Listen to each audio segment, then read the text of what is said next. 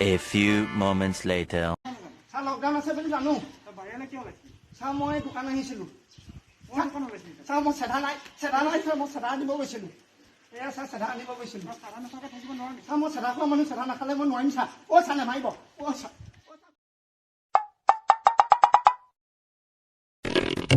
ক'বা আহিছ বাহিৰৰ পৰা আহিলো পুলিচ চুলিচ নাই এনেই মানুহ এনেই কয়